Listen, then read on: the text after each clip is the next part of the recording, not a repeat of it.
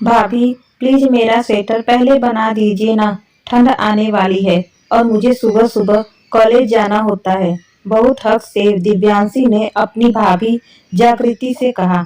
दिव्यांशी भली भांति जानती थी कि जागृति भाभी सारे काम छोड़कर पहले उसका काम करेगी। आखिर वह अपनी छोटी नंद की बात को कैसे मना कर सकती है। जागृति बोली, दिव्यांशी तू क्यों चिंता कर रही है? अभी सर्दियां आने में पूरे 1 महीने बाकी हैं और स्वेटर बुनना में मुझे सिर्फ 2 दिन लगते हैं। दिव्यांशी बोली, पिछली बार अपने भैया का स्वेटर मुझसे पहले बनाकर दे दिया था भाभी, इसीलिए याद दिला रही हूँ आपको। जागृति बोली, अरे पगली, तेरे भैया को पिछली बार बाहर जाना था, इसीलिए उनका स्वेटर पहले बना दिया था, मगर इस बार तेरा स्वेटर सबसे पहले तैयार करूंगी। दिव्यांशी झट से बोली, मेरी प्यारी भाभी, मैं जानती थी सबसे पहले आप मेरा ही स्वेटर बुनकर तैयार करोगे। और दोनों ननद भाभी हंस पड़ी। जागृति दिव्यांशी की प्यार भरी बातें सुनकर अतीत में खो गई, जब वह पहली बार दुल्हन बनकर इस घर में आई थी। कितना डर था उसके मन में ससुराल वालों के प्रति, मगर जैसे जैसे दिन गुजरने लगी उसे समझ आ गया कि सब ससुराल वाले बुरे नहीं होते। साथ उर्मिला जी और ससुर किशोरी जी बेटे बहू की शादी के बाद भजन कीर्तन और रिश्तेदारी में यहाँ वहाँ घूमने लग गए थे। उर्मिला जी ने पूरी गृहस्थी का भार जागृति के कंधों पर सौंप दिया था और किशोरी जी ने दुकान अपने बेटे संजय के हवाले कर दी थी।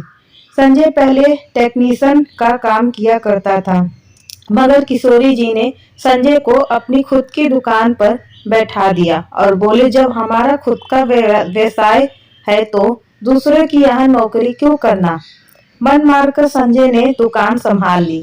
संजय की छोटी बहन दिव्यांशी पर सभी को बहुत गर्व था, क्योंकि वह दिखने में बहुत सुंदर और पढ़ने में भी बहुत होशियार थी। घर में सभी लोग कहते कि वह एक दिन सभी का नाम खूब रोशन करेगी। संजय की छोटी बहन दिव्यांशी की भी अपनी भाभी जागृति के साथ में मौज थी। दिव्यांशी हमेशा अपनी भाभी जागृति के इधर उधर मंडराती, क्योंकि जागृति उसकी सारी फरमाइश पूरी जो करती। जागृति अपने ससुराल में पूरी तरह घुल गई थी। पति संजय का साथ पाकर और भी निखर गई थी। किशोरी जी और उर्मिला जी रिश्तेदारों के यहाँ वहां जाते तो उन पर खूब पैसा लुटाकर आते। खासकर किशोरी जी अपनी बहन यानी कि संजय की बुआ को खूब पैसे देते, जबकि बड़े घर में सब कुछ था। किशोरी जी के घर से ज्यादा अच्छा था। बस उनकी यही आदत संजय और जागृति को गलत लगती, मगर माता पिता को यह बात कहने की दोनों में हिम्मत नहीं थी। वह नहीं चाहते थे कि बात उल्टा मतलब निकल जाए, क्योंकि वह लोग कुछ कामकाज नहीं करते थे, इसीलिए बेटे बहू की यह शब्द शायद बर्दाश्त ना कर पाए। फिर भी एक दिन संजय ने अपने पिता से बोला, पिताजी आप इतना पैसा रिश्तेदारों पर क्यों लुटा देते हो? किशोरी जी बोले, हमें जब काम पड़ेगा तब यह रिश्तेदार ही तो हमारे काम आएंगे। बेटा, इनके ऊपर पैसा खर्च करना व्यर्थ नहीं होगा, देखना। खैर कुछ महीनों बाद जागृति ने 2 जुड़वा बच्चे को जन्म दिया, मगर यह खुशी देखने से पहले किशोरी जी भगवान को प्यारे हो चुके थे। यहाँ दिव्यांशी की पढ़ाई भी पूरी हो चुकी थी और उसके लिए रिश्ते आने लगे। दिव्यांशी सुंदर और पढ़ी लिखी लड़की थी, कोई भी लड़का उसे शादी के लिए रिजेक्ट नहीं कर सकता था। यह बात दिव्यांशी को अच्छी तरह जानती थी, इसीलिए दिव्यांशी आए हुए सारे रिश्तों के लिए घर परिवार का पूरा बायोडेटा देखी, ताकि वह सबसे अच्छा लड़का पसंद कर पाए। आखिरकार इतने रिश्तेदारों में से दिव्यांशी ने एक लड़के को अपने लिए पसंद कर ही लिया। रितेश नाम था उसका, लंबा चौड़ा और खानदानी रईस। रितेश खुद भी बड़ी पोस्ट पर कार्य करता था और उसका खानदान भी पहले से अमीर था, जैसा दिव्यांशी चाहती थी। दिव्यांशी और रितेश की शादी की तारीख 6 महीने बाद की तय हो चुकी थी। एक रात अचानक संजय की दुकान में आग लग जाने के कारण संजय को भारी नुकसान हो गया। बहन की शादी सर पर थी, दोनों बच्चों के खर्चे, घर परिवार के खर्चे अब कैसे पूरे होंगे। यह सोचकर संजय का सिर चकराने लगा। मगर ऐसे समय में जागृति ने अपने बचाए पैसे निकाले ताकि दिव्यांशी की शादी में कोई समस्या न आए। बाकी उर्मिला जी ने अपने पास रखे गहने तुड़वा बेटी के लिए नए गहने बनवाए। जैसे तैसे शादी के रुपए इकट्ठा कर संजय और जागृति ने ही दिव्यांशी की शादी करवाई, जिसमें संजय पर कर्ज भी चढ़ गया। दिव्यांशी की शादी के कुछ समय बाद ही भविष्य जागृति को आए दिन नई नई मुसीबत का सामना करना पड़ता। उनके पास इतने पैसे तक नहीं थे कि आग लगी दुकान की मरम्मत करवाकर उसे ठीक कराए जाए। संजय अपनी नई दुकान किराए पर ली थी, मगर वह ना के बराबर चलती थी, जिस वजह से संजय डिप्रेशन का शिकार हो रहा था। दूसरी तरफ जागृति ने घर में सिलाई कढ़ाई का काम शुरू कर दिया था। सर्दी के समय वह लोगों को स्वेटर बुनकर देती और रोजमर्रा के दिनों में बाकी कपड़े सिलती थी ताकि घर के खर्चे उठाए जा सके। थोड़े दिनों बाद उन्हें खबर मिली कि दिव्यांशी को मोटी तनख्वाह वाली नौकरी मिल गई है। जागृति ने सोचा अब की बार वह दिव्यांशी से अपने घर की मुसीबत के बारे में बात करेगी। शायद दिव्यांशी ही उनकी कुछ मदद कर दे।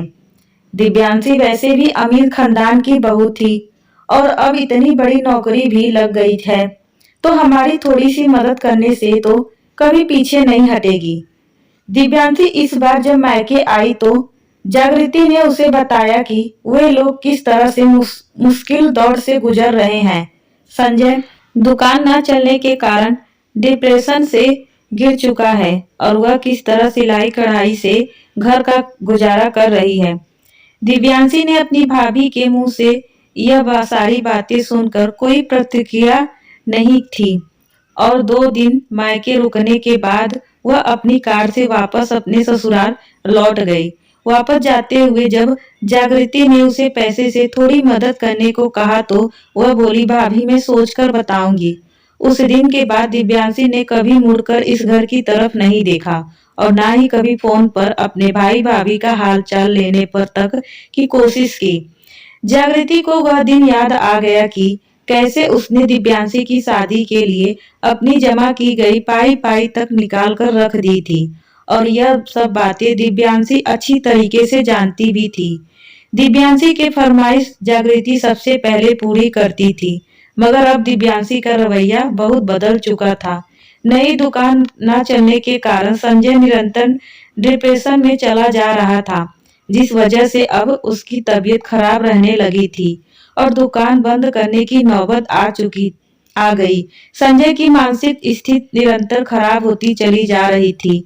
जागृति के सामने अपने दोनों बच्चों की पढ़ाई, घर खर्च और पति की बीमारी थी। ऐसे समय में उसे कुछ समझ में नहीं आ रहा था कि वह क्या करे। आखिरकार उसने उन रिश्तेदारों को फोन करना शुरू किया जिन पर उसके सास ससुर रुपए उड़ाते थे और कहते थे जरूरत पड़ने पर यही लोग काम आएंगे। वह चाची सास और मामी सास से बात की, पैसे से कोई मदद नहीं की और बोले एक बार इंसान डिप्रेशन में चला जाए तो उसके वापस नॉर्मल होने के चांस बहुत कम होते हैं। संजय की बीमारी पर पैसे खर्च करना मूर्खता होगी हमारी। संजय को उसके हाल पर छोड़ दे और तू अपना भविष्य संभाल। तेरे आगे 2 बच्चों की जिम्मेदारी भी तो है। ऐसे उत्तर एक पल को तो निराश हो गई, मगर वह कहते हैं ना, डूबते को तिनका का सहारा भी काफी होता है। जागृति की पड़ोस वाली भाभी और उसके पति ने ऐसे समय में पैसों और हिम्मत की मजबूती से जागृति की खूब मदद की, जिससे संजय की हालत अब सुधर रही थी। अपने पड़ोसियों को जल्द से जल्द पैसे चुकाने का वादा किया, मगर वे लोग बोले हमारे लिए संजय का ठीक होना ज्यादा मायने रखता है। पैसे चुकाने की कोई जल्दी मत करना, अभी सिर्फ अपने घर परिवार का गुजारा और भरण पोषण अच्छे से कर लो, बाकी की चिंता छोड़ दो। हमने तो बस अपना पड़ोसी धर्म निभाया है। जहाँ एक और नाते रिश्तेदारे सगे संबंधियों सबकी असलियत सामने आ चुकी थी, वहीं दूसरी ओर ऐसे लोग भी थे जागृति ने एक पल को सोचा, जब घर की सगी बेटी दिव्यांशी ने ऐसी परिस्थितियों से हमसे मुंह मोड़ लिया तो दूसरों से क्या ही अपेक्षा रखते। अगर आज ये पड़ोसी काम नहीं आते तो ना जाने हमारा क्या होता।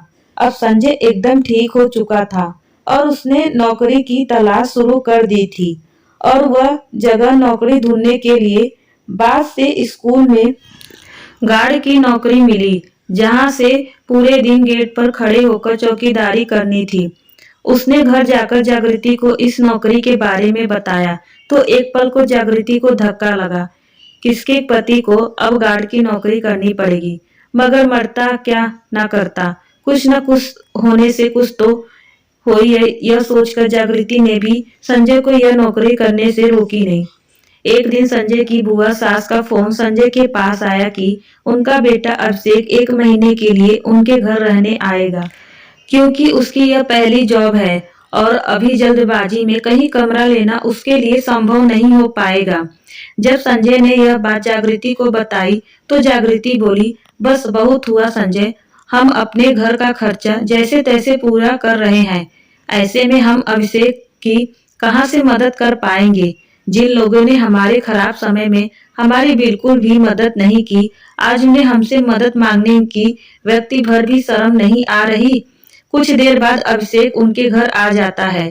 जागृति अभिषेक को चाय नाश्ता देकर बोली, अभिषेक कितने दिन का विचार है यहाँ रहने का? अभिषेक बोला, भाभी 1-2 महीना शायद। जागृति बोली, तुम्हें यदि रहने के लिए कमरा चाहिए तो यहाँ बहुत सी जगह पर पीजी है, हम पहले ही मुश्किलों हालातों से गुजर रहे हैं, इसीलिए तुम्हारा खर्चा नहीं उठा पाएंगे। बेटा बुरा मत मानना, शायद अभी तुम हमारी स्थिति ना समझ पाए, क्योंकि तुम तो अभी पढ़ने लिखने वाले बच्चे हो। अभिषेक वहां से बिना कुछ बोले चला गया। जागृति बोली, संजय मैं जानती हूँ तुम्हें बुरा लगा होगा, मुझे तुम्हारे रिश्तेदारों से इस तरह से बात नहीं करनी चाहिए थी। संजय बोला, तुमने बिल्कुल सही किया जागृति, बुआ जी का जिस समय फोन आया था तभी मुझे उनसे यह बात कह देनी चाहिए थी, मगर मैं असमंजस में पड़ गया। तुमने तो हमारी मुश्किल आसान शब्दों में कह दी जो मैं नहीं कह पा रहा था। हम किन हालातों से गुजर रहे हैं यह बात हमारे सारे रिश्तेदार जानते हैं, मगर किसी ने हमसे फोन कर हमारा हाल चाल पूछने तक की सहमत नहीं उठाई। बस अपना काम निकलवाना आता है सभी को। दिन ऐसे गुजर रहे थे कि एक दिन दिव्यांशी अपनी कार से उतरी और सीधा दरवाजा खोलकर घर में आ गई। जागृति आज इस मेहमान को इतने समय बाद घर आया देखकर जागृति बोली, दिव्यांशी तुम आओ बैठो ना, आज अचानक कैसे आई, फोन भी नहीं किया तुमने आने से पहले। दिव्यांशी बोली, भाभी यह सब फालतू बातें सुनने का मेरे पास समय नहीं है। उतने में ही संजय भी नहाकर बाथरूम में से बाहर आ गया। दिव्यांशी बोली, भैया आपको गार्ड की नौकरी करने के लिए वही स्कूल मिला था जहां मेरी ननद का बेटा पढ़ने जाता है। कल जब सभी लोग मेरी शादी की एल्बम देख रहे थे तब ऋषभ आपकी तस्वीर देखकर बोला कि अंकल तो हमारे स्कूल की गार्ड हैं। जानते हो मुझे कितनी शर्म। यह सुनकर सभी लोग हैरानी से मेरी तरफ देख रहे थे। आप जैसे गरीब भाई भाभी से तो अच्छा होता मेरे भाई भाभी ही ना होते। संजय को अपनी बहन का यह रूप देखकर बहुत गुस्सा आया। वह गुस्से में बोला, हाँ तो कह देती सभी से मेरा भाई मर गया है, मेरे लिए उससे मेरा कोई वास्ता नहीं। जागृति बोली, आप चुप हो जाइए, ऐसी बात नहीं करते अपनी बहन से। दिव्यांशी बोली, भाभी आप ही रोक देते भैया को स्कूल में गार्ड बनने से, और इतनी ही स्थिति खराब हो गई थी तो किसी दूसरे स्कूल में गार्ड बनते। स्कूल की कमी थोड़ी है शहर में। जागृति बोली, दिव्यांशी इतना कुछ हो गया मगर फिर भी मैंने तुझसे कभी रिश्ता नहीं तोड़ा। हाँ यह बात और है कि तूने ही हम गरीबों के घर आना बंद कर दिया, मगर यह मत भूल तेरी हर फरमाइश पूरी की है मैं और तेरे भैया ने। हमें तुम पर गर्व था दिव्यांशी, मगर तुमने हमारे घर का यह सिला दिया। हमें तुम तो हमारी हालत से अनजान ना थी। दिव्यांशी बोली, मैं क्या करूं, आपकी हालत से इतनी ही बुरी हालत है तो जाओ भीख मांगो। हाँ बस मेरे दरवाजे पर मत आना भीख मांगने। जागृति के कड़वे शब्द से संजय और भी भड़क गया और बोला, मर जाएंगे मगर तेरे दरवाजे नहीं आएंगे। हाथ फैलाने लगा तार। यह सब बोलकर पैर पटकते हुए दिव्यांशी घर से बाहर निकल गई। संजय बोला, बहन को अपने भाई भाभी का यह हाल देखकर बिल्कुल दया नहीं आती, बल्कि गुस्सा आ रहा है।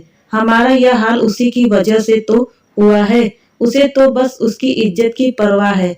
दुकान जल गई थी, मगर इसकी शादी में कोई कमी ना आए, इस वजह से दुकान की मरम्मत की बजाय हमने हमारे जमा पैसे इसकी शादी में लगा दिए।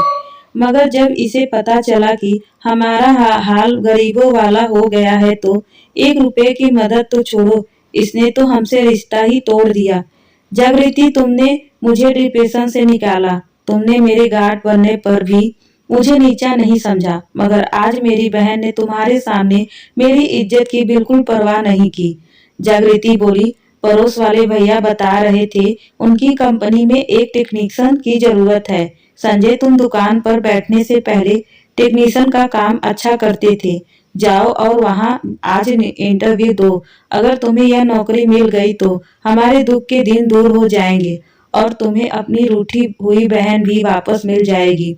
देखना, संजय ने भी हामी भर दी और वह इंटरव्यू देने गया। इंटरव्यू में पास होने से संजय कंपनी में नौकरी लग गई। धीरे धीरे जागृति ने भी सभी के पैसे चुका दिए और आज पूरे 2 साल बाद जागृति और संजय बहुत खुश थे। संजय की कंपनी में ही काम करने वाला एक व्यक्ति संजय की बहन दिव्यांशी की पड़ोसी था। उसी ने संजय को कभी कभार एक दिन सुधीर से संजय को खबर मिली कि दिव्यांशी के पति रितेश की नौकरी चली गई है और लोन ना भर पाने के कारण बैंक वाले उनकी कार लेकर चले गए। संजय को यह सब सुनकर झटका सा लगा और कंपनी से घर जाने के बाद उसने सारी बात जागृति को बताई। जागृति बोली, अब क्या होगा, हमें कुछ करना चाहिए। संजय बोला, तुम्हें लगता है कि अभी मुझे कुछ करना चाहिए? बहन से इतनी बेइज्जती करने के बाद अब मुझे उसके लिए कुछ करने की अपेक्षा भी मत करना। जागृति बोली, अगर हम भी ऐसी हालत में उसका साथ छोड़ देंगे तो हमें और उसमें क्या फर्क रह जाएगा। संजय, जाओ और उसके हालातों की खबर लो और तुमसे जो भी बन सके उसकी मदद करो। संजय बोला, झूठ कहते हैं लोग कि ननद भाभी का रिश्ता कभी अच्छा नहीं होता। अगर तुम्हारे जैसी भाभी हो तो कभी कोई ननद चाहकर भी रिश्ता नहीं तोड़ सकती। मुझे तो लगता था कि शायद तुम भी उसकी मदद नहीं करना चाहोगी, मगर तुम तो खुद मुझे उसकी मदद करने को कह रही हो। संजय तुरंत दिव्यांशी के घर भाई को आज अपने दरवाजे पर देखकर दिव्यांशी की आंखों में आंसू बह निकले। संजय बोला, तो बिल्कुल चिंता मत कर, मैं और तेरी भाभी हमेशा तेरे साथ हैं। दिव्यांशी यह सुनकर रो पड़ी और माफी मांगते हुए बोली, भैया मैं बहुत बुरी हूँ। मैं आप लोगों के कठिन वक्त में भी आप लोगों की बिल्कुल भी मदद नहीं की, फिर भी आप आज मेरे साथ खड़े हैं। संजय बोला, तेरे इतने कड़वे बोल सुनकर मेरा दिल भी तेरे लिए खट्टा हो गया था दिव्यांशी, मगर तेरी भाभी जागृति के कहने पर मैं अपने आप को रोक नहीं पाया और यहाँ चला आया। दिव्यांशी ने तुरंत अपनी भाभी को फोन किया और उनसे रोते हुए माफी मांगी। जागृति बोली, रोते नहीं है पगली, एक दिन सब ठीक हो जाएगा। दुख के दिन तो सबकी जिंदगी में आते हैं, मगर हमें हिम्मत नहीं हारनी होती है। दिव्यांशी बोली, भाभी घर में सभी को मुझ पर गर्व था, माँ पापा भैया और आपको, मगर सही मायने में मुझे आप पर गर्व है कि मेरी भाभी आप हैं। आज माँ पापा जिंदा होते तो उनको भी आप पर गर्व होता। भाभी पढ़े लिख कर अच्छी नौकरी पाना तो आसान है, मगर इतनी संघर्षों को झेल कर वापस खड़े होने बहुत हिम्मत लगती है और कोई आपसे सीखे, क्योंकि मैं तो कभी रिश्तों को समझ नहीं पाई, तभी तो आप लोगों से आपके बुरे दिनों का किनारा कर बैठी थी, मगर मेरे इतने कड़वे शब्द के बाद भी आपने मुझे फिर स्वीकार किया है। जागृति बोली, अब बस कर और अपनी घर की तकलीफों को खुलकर बात हमें बताओ, हमसे जो भी हो पाएगा हम तेरे लिए जरूर करेंगे। दिव्यांशी बोली, भाभी मैं रिश्वत लेते हुए पकड़ी गई थी, जिस वजह से मुझे नौकरी से निकाल दिया गया था, मगर मैं सबसे यही कहा था कि मैं खुद अपनी नौकरी छोड़ी है। ससुर जी के हाथ का सारा पैसा तो हम पहले ही उड़ा चुके हैं और अब अचानक रितेश की नौकरी भी चली गई। भाभी मैं आज समझ गई हूँ कि बुरा वक्त किसी पर भी आ सकता है और ऐसे में अपनों का साथ कितना मायने रखता है। खैर दिव्यांशी की अकल तो ठिकाने आ गई थी, मगर दोस्तों आज भी हमारे परिवार, नाते, रिश्तेदार और दोस्तों में से ऐसे कई लोग हैं जो बुरे वक्त में अपने सगे संबंधियों की मदद करने की बजाय उनका मजाक उड़ाकर चले जाते हैं या उनसे दूरी बना लेते हैं। मगर शायद वह यह भूल जाते हैं कि बुरा वक्त तो किसी का भी आ सकता है। वक्त बदलते देर नहीं लगती, इसीलिए कभी भी अपने अच्छे समय पर अहंकार मत कीजिए। इस कहानी से हमें बहुत कुछ सीखने को मिलता है। तो कैसी लगी आपको मेरी आज की यह कहानी? हमें कमेंट करके जरूर बताइएगा। अच्छी लगी हो तो हमारे चैनल को सब्सक्राइब, वीडियो को लाइक शेयर करना ना भूलिएगा। धन्यवाद दोस्तों।